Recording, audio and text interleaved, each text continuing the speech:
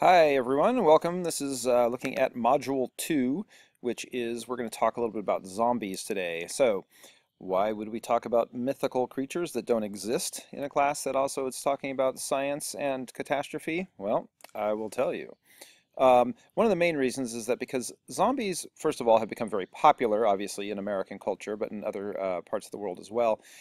But because zombies, like many things from science fiction, tend to stand in for and kind of stand for certain ways in which we think about catastrophe and also about like human nature when societies and people are put under pressure. And so zombies actually can be quite, looking at zombies can actually be quite instructive for kind of understanding how societies believe they should act in the cases of catastrophe or apocalypse. All right, so there we go. Have a little bit of discussion about Children of Men, which you watched for the last module, but not a whole lot since we'll have done a lot of that discussion online in the discussion forums. And we'll talk a little bit about the reading, but again, that's also something we did more on the discussion forum. And then we'll get really focused here on zombies, which is also, for this module, we'll be watching the movie 28 Days Later. Just a few things here. Upcoming assignments for Module 3. The next reading is a little different than all the others for the semester in that you get to pick what it is you want to read. You can read either the Book of Revelation from the Bible, or you can pick a text from any other religion culture that is a story of sort of the end times and the end of the world. So there's some options there in terms of that next reading assignment. One of the things we have to think about here too, and I brought this up briefly in Module 1, is that we have to think about what we mean by when we say the end of the world.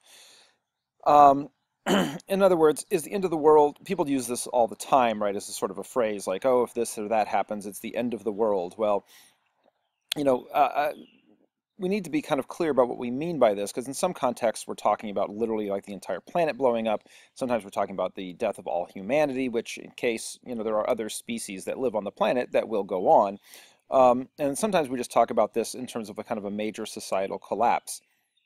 So for instance, in a lot of Native American cultures, they talk about kind of the contact with Europeans at a time period when between, you know, kind of genocide and warfare and disease, and also dispossession of land that they lost, you know, like some tribes lost up to 90% of their populations during this time period, and this is referred to as an end of the world. I mean, if you think about it, if our current society today lost 90% of the population and we were all dispossessed and pushed somewhere else, we would probably see that as an end of the world. And so there's different ways of viewing it. One of the things that I think is interesting is this quote that I have here, which is actually from Barack Obama's very last press conference after Donald Trump was elected. And of course, for people like Obama and other Democrats, this was seen as sort of the end of the world, right? And his comment, the very last thing he said at his press conference is, the only thing that is the end of the world is the end of the world. And I like this quote just from the perspective of what he's saying is that, you know, people think all sorts of things are the end of the world, and they're not. Things keep moving, things keep happening, and people kind of have to still keep going, regardless of what the conditions are or, you know, what kind of calamity you believe may have befallen you.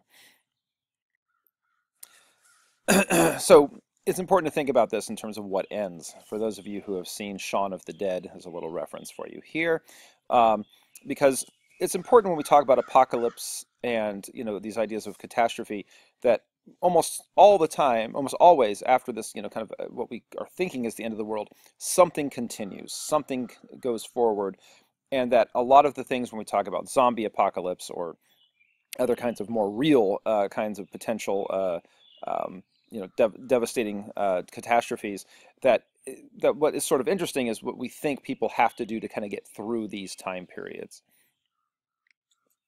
All right.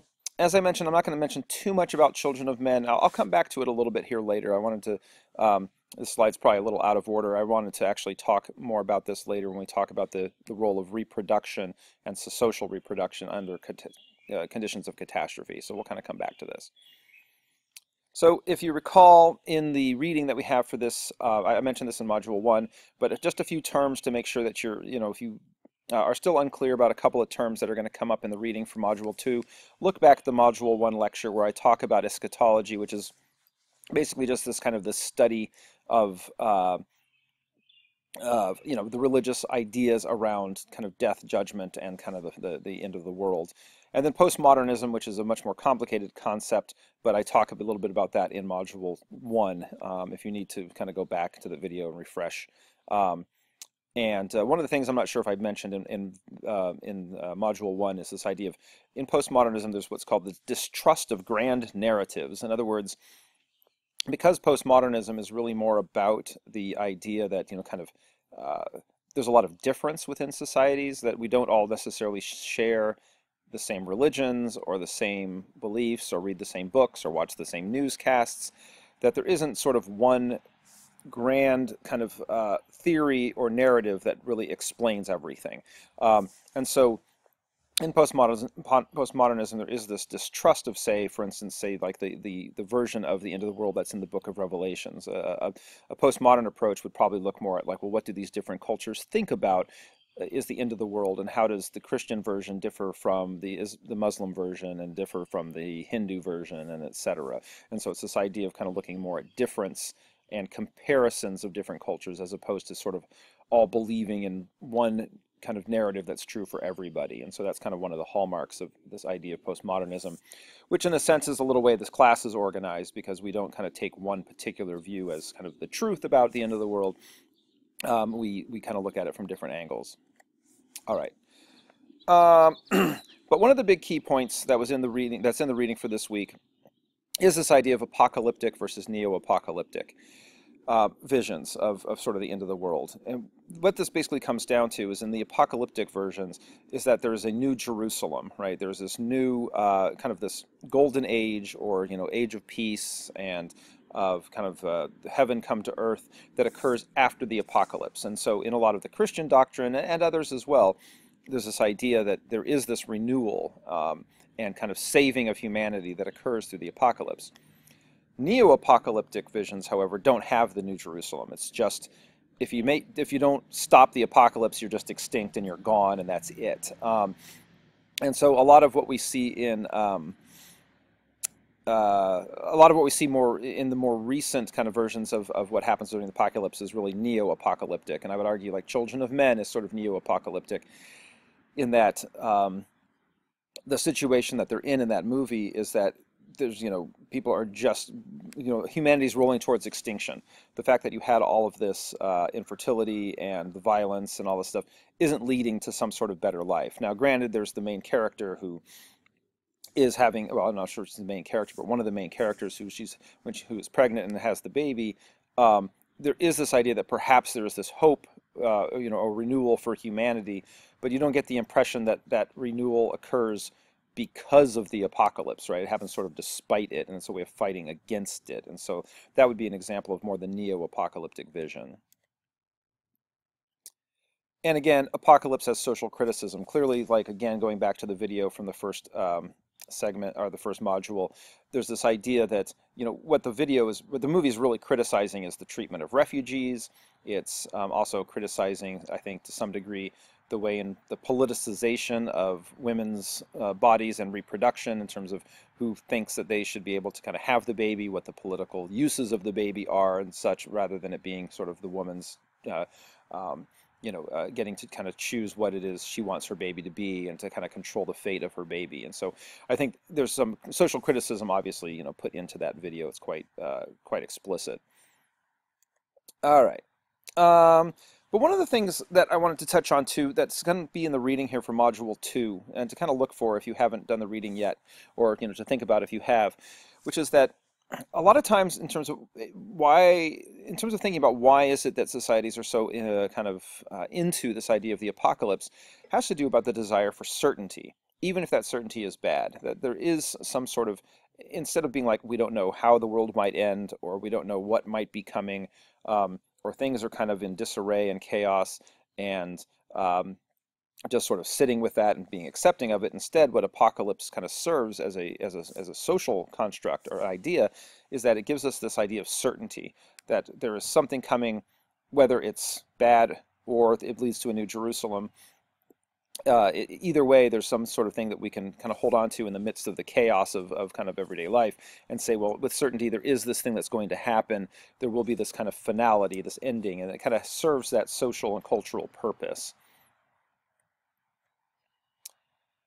But one of the things to think about too is that most of the things that when we talk about visions of apocalypse, frequently there is a group that is, saved to some degree. Again, especially in the ones that are, have a New Jerusalem afterwards.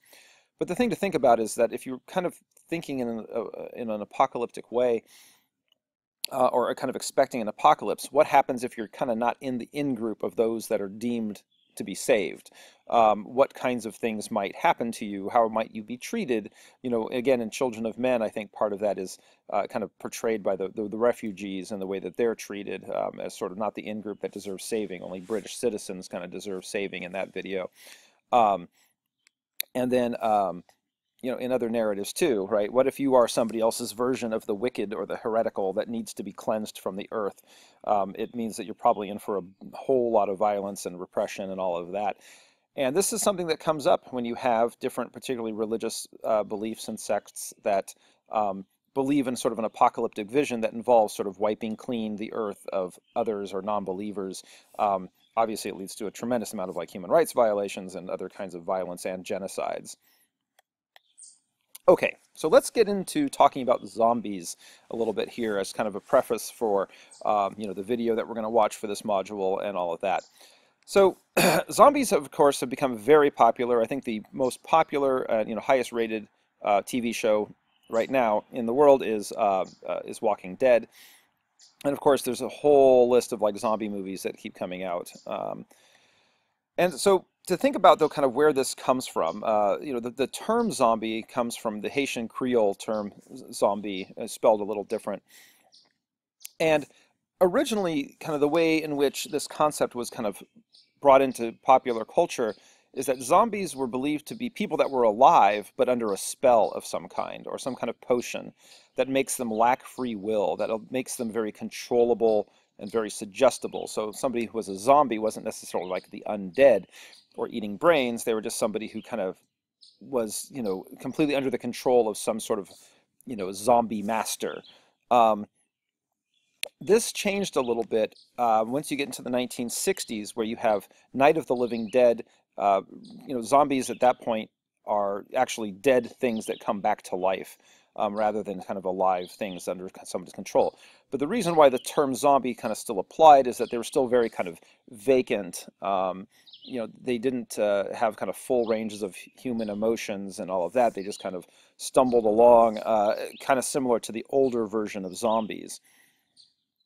And then as we progress, you get into movies like Dawn of the Dead, and others, where zombies just sort of became, I have here, an excuse to shoot people in the head, perhaps, where you could have these incredibly violent movies where people were doing these horrible things, but it was okay because you were doing it to zombies, right? You could shoot them in the head, you could squish them between things, and Walking Dead is a perfect example of this, where you have basically every episode they have to find some new and exciting way to figure out how to like massacre zombies, whether it be with like screwdrivers or chains that are tied between two cars as they drive through them or whatever. You have to have kind of some new way of kind of showing violent death.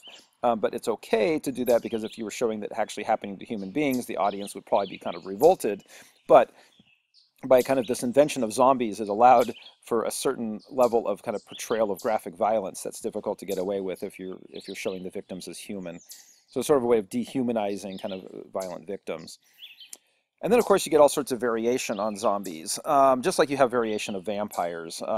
So, for instance, the zombies that you see in things like Dawn of the Dead or Night of the Living Dead, or some older ones I'll talk about here in a second, tend to be very slow-moving. They, have certain attributes, but then you have like 28 Days Later, which we'll watch, where the zombies move pretty fast. And then you have World War Z, where they move very fast. There's also somewhere, it depends on, like in Walking Dead, everybody turns into a zombie, whether you get bit or not, which is different than other ones where you have to get bit. And then things like, I Am Legend, I believe, is another one where there the zombies kind of don't really come out in the daylight, whereas in other ones they do. And so you get these kind of variations on the theme. Of course, one of the big questions here is, how on earth do such slow-moving things, like in many of these versions they're very slow-moving, become such a plague? And there's this idea that they are kind of a constant escalating population, right? Zombies are kind of getting more and more and more, while people become less and less and less. It sort of stands in for this concept of some sort of slow threat to society, where kind of through kind of just the amassing of this kind of threat, or people of some kind of difference kind of infiltrating into the society and kind of taking it over bit by bit by bit. It sort of kind of typically stands in for that idea of slow threat. All right, so one of the key points then about zombies is that they are stand-ins for other dangers, and zombies are stand-ins for other dangers, and the apocalypses from zombies are models for other kinds of disasters. So in other words, zombies are the creation of that which we cannot control. And the fear of what it is we cannot control shifts over decade by decade if you look at the way these zombies movies start. So one of the first ways in which this starts is actually sort of a very racist fear of kind of the other and potential kind of powers and magic that others may have. And so a lot of this actually started with the movie White Zombie, which you have Bela Lugosi, who is the foreigner here. He's like kind of Eastern European, I believe, Hungarian, and Bela Lugosi also played Dracula, and so he was sort of the stand-in for this kind of non-American, non-white kind of villain. And in White Zombie, he had this ability to kind of take over essentially white women and kind of make them do his bidding and turn them into kind of those kind of zombies which are not dead but yet under control. And so this idea was this sort of talking about this fear of kind of the other that is coming into society and is this danger to white society and particularly to white women. But this changes over time. Later, zombies are usually caused by radiation or some sort of military government project. And this kind of stems from like the 1960s and 50s as well, but the 1960s particularly, where you get these widespread fears of what radioactivity is doing in the environment, as well as kind of a distrust of what kind of military or government programs are doing. Later, as you get into the 1980s, and social fears really center around things like during the age of HIV and Ebola and other things, you start getting zombies are created by some kind of pathogen, some kind of virus that cannot be controlled, that's kind of causing people to turn into zombies, and then is something that is kind of contagious in a way through zombies. And that's kind of where we still are today, is that this primary way in which zombies kind of become what they are, or how things become zombies, is more of a virus or some kind of pathogen. So this is a guy who wrote World War Z and the Zombie Survival Guide, Max Brooks. He says this kind of quote right here. It says, "Zombies are the perfect tool for exploring apocalyptic fears. They are things that are really scary. There are things out there that are in this world that are a lot scarier than zombies, but we don't talk about them. A discussion about the AIDS pandemic could clear a party, but if you talk about zombies, you've got the room." So in other words, if you're kind of talking about like real threats, people don't really want to talk about that, or because it's kind of this real thing. They don't. If you talk about it as zombies and it's fictional, then it kind of people are more accepting of it. And that's again a fairly common trope in science fiction, where, for instance, a lot of the stories about, like, we'll talk about this later in the semester, but where like alien invasions and that kind of stuff are really basically talking about kind of histories of colonialism, and trying to, I guess, try to see examples of colonialism from the other side, from the side being colonized. And but if you kind of portrayed it just as talking about, say, British colonialism in South Africa or whatever, people kind of yawn and also think, well, but the British brought civilization and blah blah blah. But if you pose the kind of the enemy as this alien force that is taking over people right? People who in the audience kind of identify as, then you can kind of explore what this experience of colonialism might be from the other side. And zombies are kind of doing the same thing in terms of like having a way of kind of talking in a fictional way, as standing in for other things. So this is a guy, Jonathan Mayberry. He says, zombie fiction and movies, when they're good, aren't about zombies. They are stories about people and how they respond. A zombie is a stand-in for anything we fear: pandemic, racism, societal change, depersonalization of humanity, a pervasive threat, and how this threat affects people. It's the core of drama and a never-ending blank canvas. In other words, let's go back to what I think is the key point. They are stories about people and how they respond. Think about if you're into watching like Walking Dead, the zombies at this point, after several seasons, aren't even really much of a threat, right? I mean, they're just sort of the backdrop. They are a way of telling the story of how what happens to people when they're no longer kind of when humans are no longer sort of the apex predator in an environment, when we no longer kind of control our environment and instead are kind of dispersed into these bands and kind of under constant threat. Then how do people treat each other? That becomes kind of really more the major theme of that show. And so, following on some of the stuff from Mayberry, he kind of argues that there are a couple different functions of zombie apocalyptic literature. And the first one is that they serve as collective therapy. Right? So apocalyptic literature helps us conquer fear. And when we are no longer afraid, we can do. So it's this idea of sort of thinking about how is it that we would try and respond during a disaster, and kind of come to terms with that before it happens.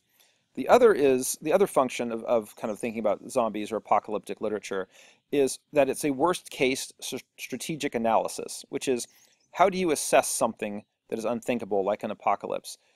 The real struggle in the story is not about defeating zombies, it's the struggle to adapt, to see reality as it sort of really is. In other words, if you're in this society and how it is kind of arranged, how is it that you're going to survive? So the third thing here is that it says, is a window into the soul. So apocalyptic literature shows how we, quote, really are, stripped of our social niceties. And on a social level, it's about how a corrupted nation or world can kind of redeem its humanity. It's this idea that somehow, if we're under this kind of an apocalyptic kind of condition, that somehow our sort of true selves come out, and that we can kind of then see who we really are. And so, again, those are kind of all those functions. And of course, one of the lessons that we learn from watching any kind of zombie movie is that what is almost always the correct response to a zombie attack? Violence. Almost always, right? Is the correct response. Oops, there gets the violence. The violence gets bigger. All right. So there's a couple different types of violence that you usually see in these kind of things. And again, keep in mind that this is about how we think we ought to perhaps act during the course of an apocalypse. First of all, there's the violence toward the zombies, right? These are dehumanized masses. They're already dead. There's a concept called homo sacer, which I'll talk about here a little more in a second. But this idea, which means just sacrificial life, and essentially what it means is that there are these beings out there that can just be kind of killed without remorse or really much thought, and certainly without any consequence. And again, this came up as I talked about things like Dawn of the Dead and others, where it's just kind of an excuse to just shoot people in the head. So it's a target at which justifiable violence can be directed, and there are no issues of morality around what to do, right? They're just a threat. They're not really human. You can take them out. But there's another kind of violence that also comes up in this, and this is violence towards other humans during a zombie apocalypse. There's usually a lot of moral fretting about this, but violence is still viewed as what makes you capable and worthy of survival in these conditions. You'll see in 28 Days Later, not to give anything away if you haven't watched it yet, but that is really one of the main themes, is the violence that the humans are kind of putting towards each other. And usually in these examples, the violence is seen as sort of inevitable, that somehow when we're under pressure that humans are inevitably violent, and that it's just sort of about who can be more effective and kind of more crafty at using violence for the means of survival. But I'm going to get into a little bit of social theory here, because that's a kind of a question that we should be kind of asking ourselves, is are these portrayals of apocalypse and the way people are violent during an apocalypse, is that really accurate?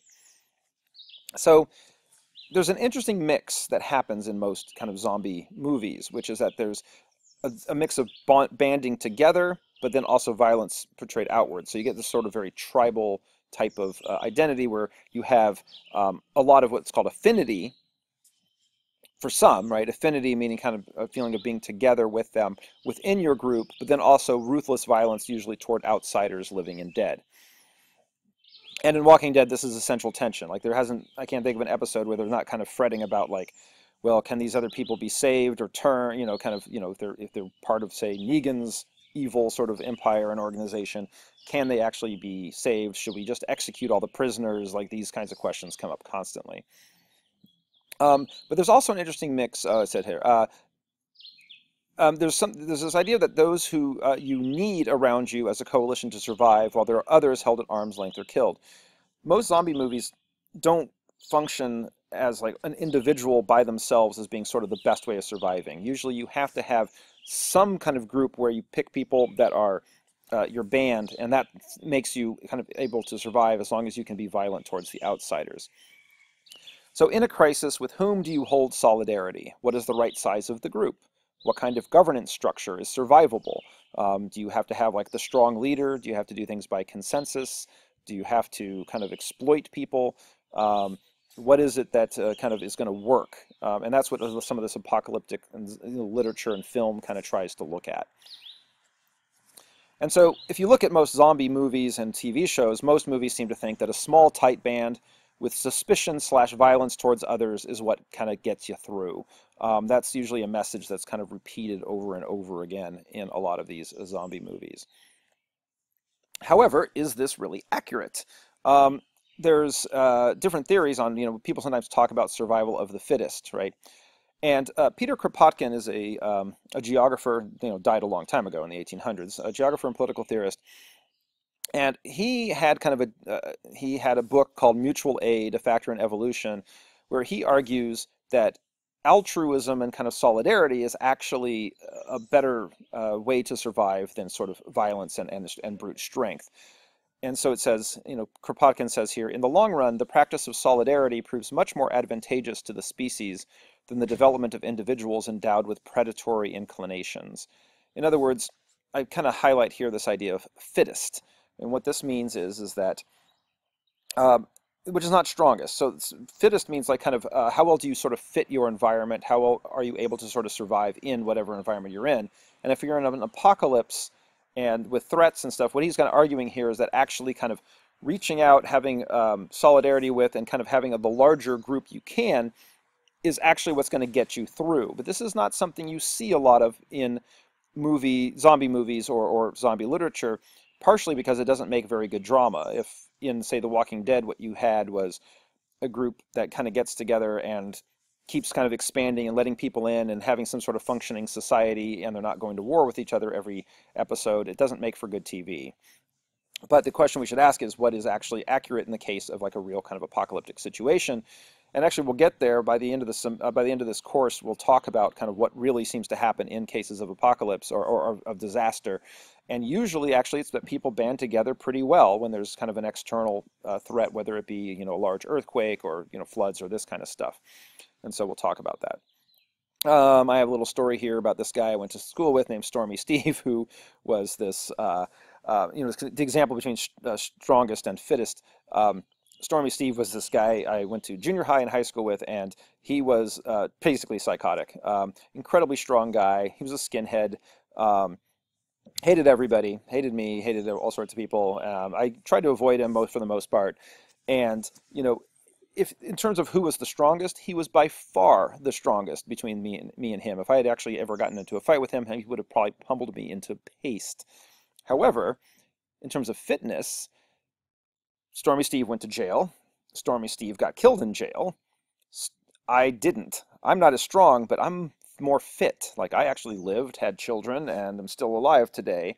So I would actually say that I am more fit than him in terms of living through the environment that I happen to live in, even if I'm not the strongest. And so fittest isn't necessarily about who's like the most violent, who's the strongest. Fitness can also be about making connections with other people and functioning within a particular social system. All right. The other thing that comes up here when we think about just the idea of people as threats in kind of an apocalypse situation is this concept was called biopower. And one of the key things about this idea of biopower is that people are not just consumers. They're not just competition for resources. They're also producers. People farm and they make more food than they eat. They make, there's economies. People invent things. People construct, and manufacture stuff that makes, economic processes more efficient. We are also the people are what create politics and cultures and all this sort of thing. But usually in the zombie apocalypse literature, people are not seen as producers or as people that can kind of help. They're seen as competition for scarce resources rather than ones that can produce more resources. And then if there even is somebody who says something about people being productive, it's like in the case of Walking Dead, for those of you who watch that, Negan talks a lot. Negan, who's kind of the evil, I guess, antagonist, talks about how people are a resource. And, he's talking about exploiting them, like kind of working them really, really hard and taking things from them. But he's the one who kind of has this idea. He's the only one in the film or in the TV show that seems to have this idea that yes, people actually produce things, which even though Negan is sort of the bad guy in the video, there is truth to the fact that yes, people are producers. You don't want to just slaughter them all because you then actually produce less. And so this leads to kind of the political philosophy of a French philosopher named Michel Foucault, who died back in like the 1980s, but has been very influential in terms of trying to understand kind of how humanity works. And one of the things that he argues is that back in around the 1600s in Europe, you had this very big shift in how power operates in societies, whereas before that, and I'll take this little brief detour into talking about biopower, and then I'll circle it back into how it connects to apocalypse. He had this theory that at the end of these wars of expansion, you had this something called the Treaty of Westphalia, and during this time period, what happened is that you get this big shift in terms of what governments do, or sometimes government in social science is referred to as the state. So there's this big shift in what state power is all about. He says before this, you have all these states sort of arguing with each other and trying to take over territory and trying to kind of be like the king of all of Europe and all of this. So you can kind of think of this time before the Treaty of Westphalia as sort of Game of Thrones, like where you had these competing families and different bannermen and all this kind of stuff kind of coming and battling for kind of supremacy of Europe. But he says after Westphalia, you get something very, very different, which is that you actually get the breakup of Europe into states, into individual countries that recognize each other. So in other words, at this point, France sort of becomes this particular territorial entity, and Spain becomes this one. And there's this idea that the Spanish monarch rules Spain, the French monarch rules France, the British monarch rules Britain, and they're going to kind of keep to their territories. And they're not going to try and kind of take over all of Europe. They're going to kind of accept the status quo of who has what territory. Now, this doesn't always hold. Of course, World War I, World War II, and many other wars prior to that, there was invasions and people trying to take over each other and all of that. But this is where this idea comes from, that there should be particular countries that all kind of rule their territories and that you're not supposed to really interfere with these other territories. So where biopower comes in here is that it becomes not just about protecting, state power becomes not just about protecting the king or trying to take over all of Europe. It becomes about how do you have a very productive population within your country. And the reason why you want a productive population is because you are now kind of in competition with the surrounding countries. If you're the king of France, for instance, you have to think about like, okay, I need to raise an army, I need to have food, I need to be able to build roads, I need to have taxes to pay for the crown and all these things. And so you don't want a bunch of sick people all over the place that aren't really working, right? You need them making stuff for you. And so the state at this time period starts becoming very interested in trying to essentially promote the productivity of people and capturing that productivity. Because if you don't, like if say Germany, or at that time Prussia, I guess, if Prussia was doing it and France wasn't, or if the Spanish were doing it and the English weren't, you were going to get out-competed and these other countries were going to dominate you, even if they left your territorial integrity intact. And so with this idea, you have to compete with rivals through, again, productivity. And Foucault argues that at this point, then, monarchs or people that are kind of in control of these states can't just do whatever they want. It's just not like the king can be like, well, I'm the king, so I'm going to choose to do blah, blah, blah. Instead, there was this, what Foucault referred to as the truth of the economy. In other words, some things were going to make your population productive and some things weren't. And so if you chose poorly and made laws or policies that actually made your population unproductive, kind of you were going to get the natural consequences of this. In other words, kings and queens and people that run the state had to start thinking about, had to kind of match the reality of kind of how the economy works and how people can be made productive. So at this time, this is when states start becoming very interested in things like public health and disciplining population, like developing prison systems to try and police forces for crime, but also statistics, which literally means the science of the state. That's where statistics comes from. Um, which is about understanding your population, who's living, who's dying, how many people are where. All these kinds of things become very interesting because the idea is that you're governing a whole population to produce. Now, one of the other kind of consequent, well, let me just stop here for a second and say, so when we bring this back into ideas of the zombie apocalypse, there's this idea that kind of gets lost in a lot of the apocalyptic literature where people are just kind of slaughtering each other, sometimes basically because it makes good TV. But the fact is that if you actually want to survive an apocalypse, these are actually the things you have to think about. How are you going to make how are you going to make your unit, whatever size that is, how inclusive or not, how are you going to be productive? Because if you don't, you're not going to survive. And so that it's not just about violence, it's also about setting up certain conditions to allow you to kind of be productive in that idea, or in that situation. The other thing that kind of comes along, however, with this idea of biopower and being able to kind of make your population productive is there's also what's called necropolitics, which basically is kind of the politics of death.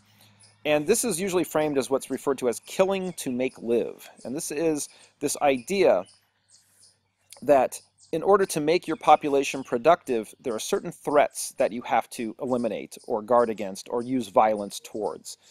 And so this is something that you see in almost every kind of form of government, whether you're talking about liberalism or Nazism or communism or what have you. Nazism is the most obvious. In Nazism, you had this idea that you had to kill people that were Jewish, people that were communists, people that were gypsies, people that were homosexual. And the reason that this was being done was to sort of protect and make more productive the population you were concerned with, which in Nazism was just kind of the Aryan German citizens. But that we still have this even in what we would consider liberal democracies today. There are still groups of people that are seen to be need to be kind of killed for the sake of the betterment of the whole. And if you think about this, there's a lot of different examples here, but like terrorists is one of the big one that comes up. Anybody that's sort of labeled a terrorist is someone towards which violence can be violence can happen towards these people, and it is for the idea of protecting and making productive the larger population, or you could say dangerous criminals, these sort of things too. And so this is around what's called the creation of Homo sacer, and Homo sacer is basically sacrificial life, and it's people who can be killed, but it doesn't necessarily count as murder. And so, for instance, in the case of Nazism, obviously all the people who died in the death camps, they were killed, but it wasn't legally considered to be murder by the German state. Or for instance, if I was involved in an anti-terrorist operation and killed people that had been deemed by the United States to be terrorists, I'm not going up on murder charges for this, right? And so in the case of like an apocalypse, you also get this idea where there are people that have to be killed in order to kind of keep the population sort of protected, whether those others are zombies or just kind of threatening other groups. And so it kind of comes back in around there. And so you also see this, for instance, in the videos we're going to watch. Like in Children of Men, a lot of this is around how the refugees are viewed, right? In that movie, they're seen as threats that, whose presence kind of threatens the stability of the British population that's there, so they can be treated in all sorts of ways, right? And in zombie shows, it's how other bands of people are treated as well as the zombies. But one other aspect here, before we finish up about the zombie apocalypse, is that you also have to think about reproduction and survival of the human species under these conditions of apocalypse. Because another central aspect of talking about biopower, or the ability to kind of manage populations to be productive, is biological reproduction, right? Your society is not very productive in the long run if you're not having children, right? Because if there's people showing up at the factory gate today to work, and you want that to happen again 20 or 30 years from now, well, then people better be having kids. And whenever there's some sort of calamity, crisis, catastrophe, obviously numbers of childbirths usually go way, way down. And so, for instance, I just found this meme online and thought it was funny. but there's this idea that, and this is in Walking Dead and in other zombie movies as well, where somebody is pregnant or having a baby, and it seems like the worst idea in the world, to be having a baby in the middle of this, kind of calamity. And yes, it's true. If you look at what happens during large wars or other kind of catastrophes, birth rates plummet. This, for instance, is a population graph of the birth rates and death rates in Russia over the last century or so.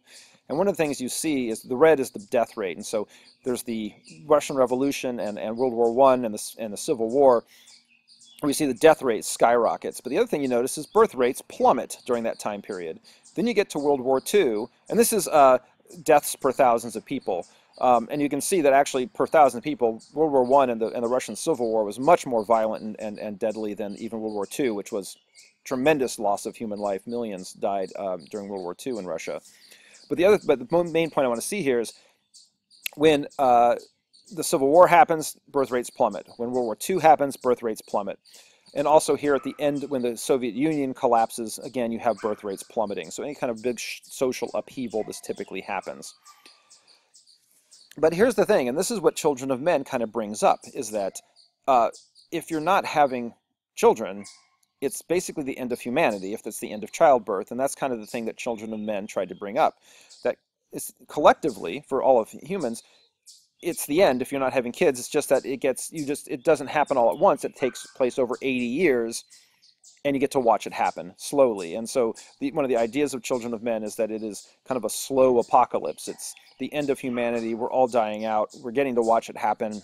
Sit back, and how are you going to kind of handle it? But in another level, too, there's just this sort of general depression that basically that's it for humanity. And so it's something to think about in terms of when we talk about kind of catastrophes or apocalypse, what happens in terms of the rebounding or living through it. Another example I want to bring up here, which is not a zombie movie, but is also kind of based on an apocalypse, which is Battlestar Galactica, the most recent kind of version of it that came out about 10 years ago or so, is that this idea of biopower was actually very central to the way in which these people operated. In the show, if you haven't watched it, first of all, it's a great show. But part of it is that, you've got these Cylons, which are these, robots, essentially, that come through and annihilate most of humanity in a giant attack. And then the survivors the few human survivors have to kind of survive this apocalypse and try and go find some other planet to live on. And they're searching for Earth because they know about it from kind of legends.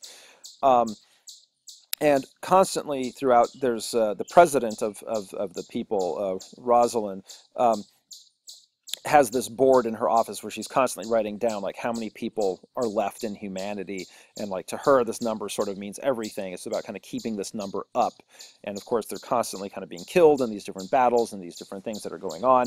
And then every so often somebody actually has a baby, but it's incredibly rare, and so you see this kind of constantly declining number.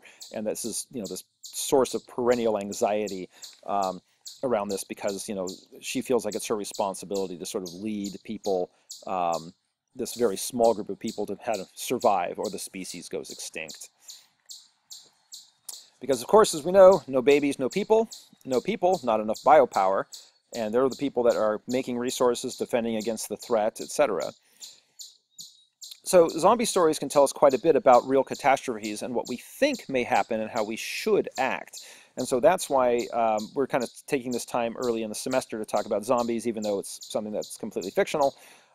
Because it will be something we'll kind of refer back to as we get into looking at other disasters that are actually real, like large earthquakes and volcanic eruptions and tsunamis, as well as potential space hazards and things like that. So that's it for this module, and don't forget to to watch the 28 Days Later, and to do the questions on that, and also the reading questions on apocalyptic transformations. Okay.